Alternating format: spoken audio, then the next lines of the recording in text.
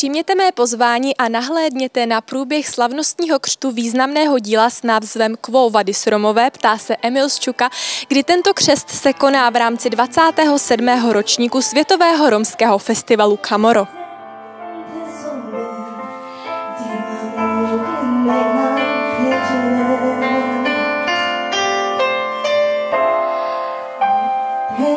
Pane docente, my jsme se zde dneska setkali při příležitosti slavnostního křtu vaší knihy, kterou jste napsal.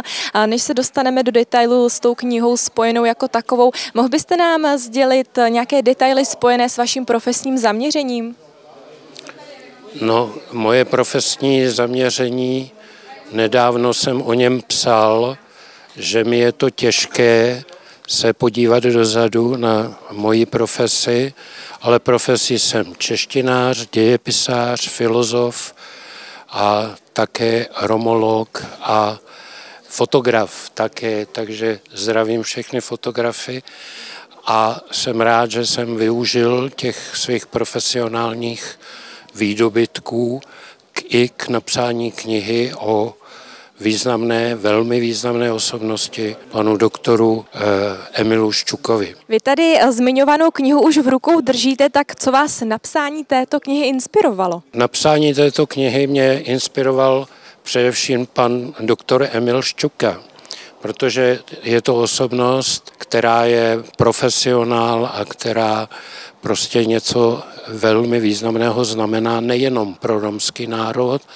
ale také i pro národy celého světa, protože je to příklad člověka, osobnosti, která je důležitá pro to, aby se prosadily určité zájmy různých národů, národností a tak dále. Jaké je zásadní poselství této knihy? Co jste chtěl budoucím čtenářům tohoto díla předat?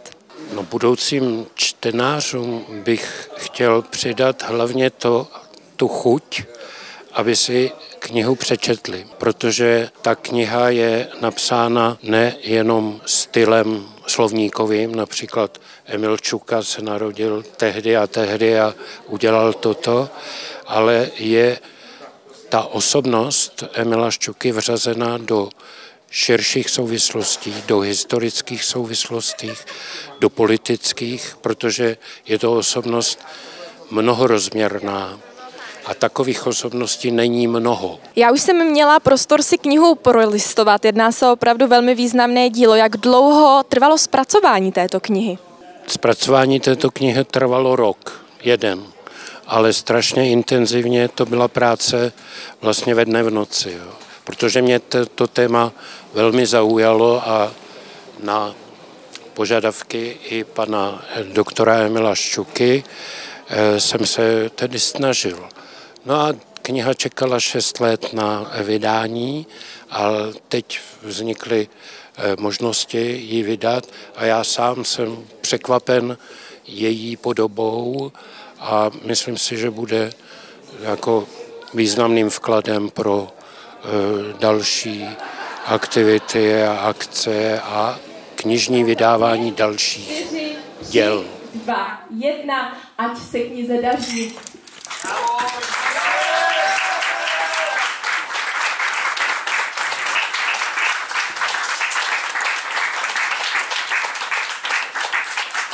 Jestli bych nějak měl komentovat tuto knihu, tak já jsem to už v podstatě řekl v názvu a řekl jsem, kam vlastně kráčíme my Romové.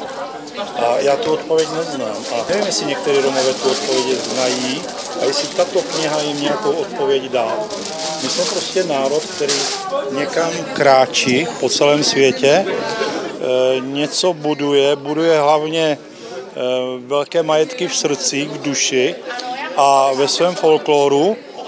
A bohužel nebo bohu dík nemáme ty kolíky těch pozemků, kdy jako naši předkové, ne naši, ale ty jiní si to okolíkovali tu zemi a na nás už nezbylo.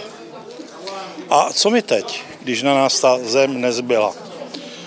Krásně na to odpověděl František Demeter, který napsal báseň a řekl, kde je ta naše země, co romská bývala.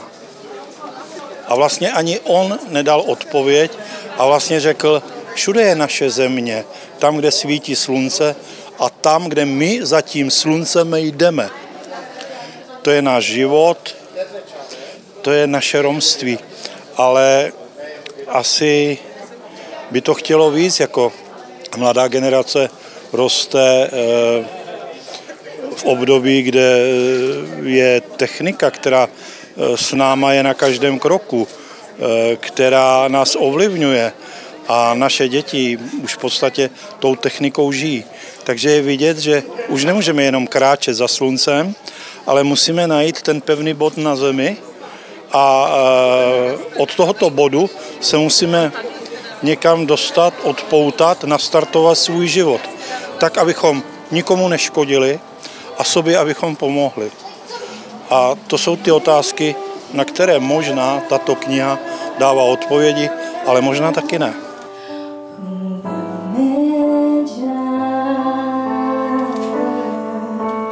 Vy jste se podílel na knize Quo vadis Romové, ptá se Emil Ščuka. A jakým způsobem? Psal jste anotace, doplňoval jste historii Romů?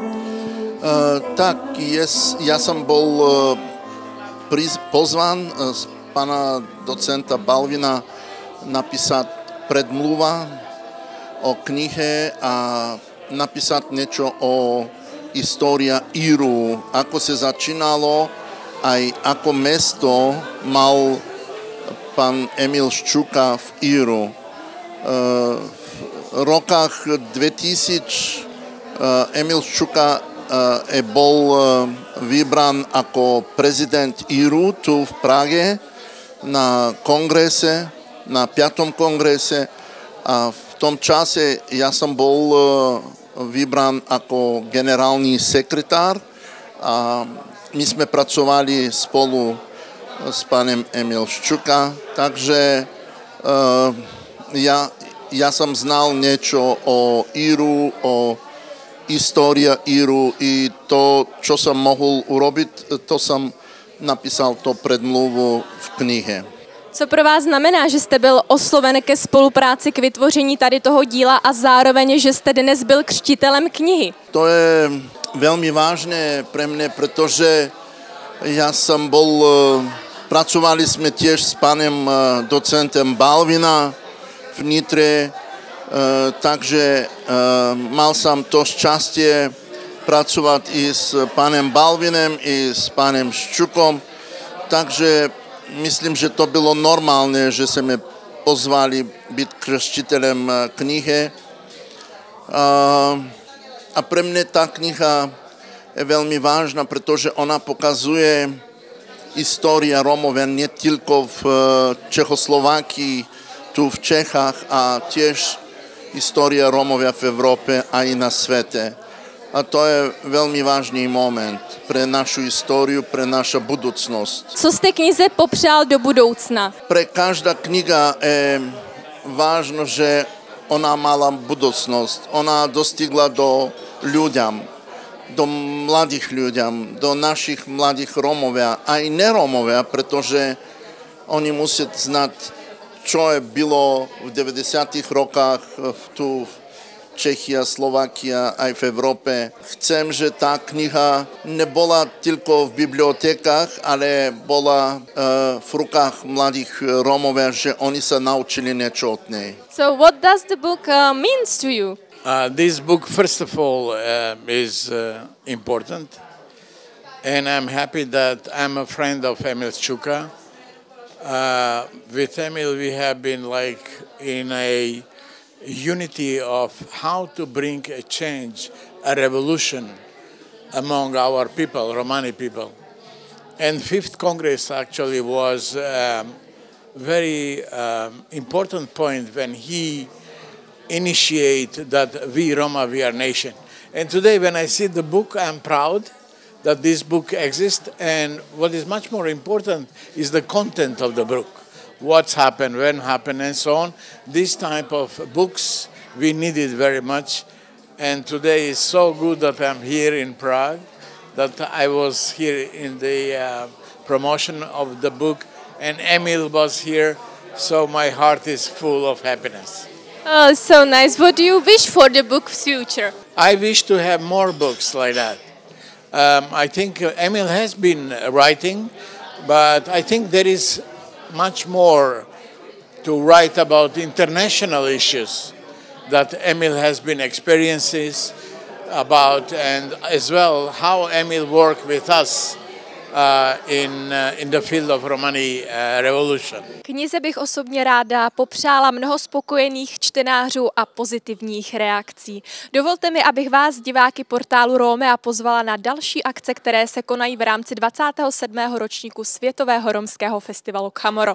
Celý program naleznete na www.kamoro.cz anebo na sociálních sítích festivalu. Těšíme se na vás.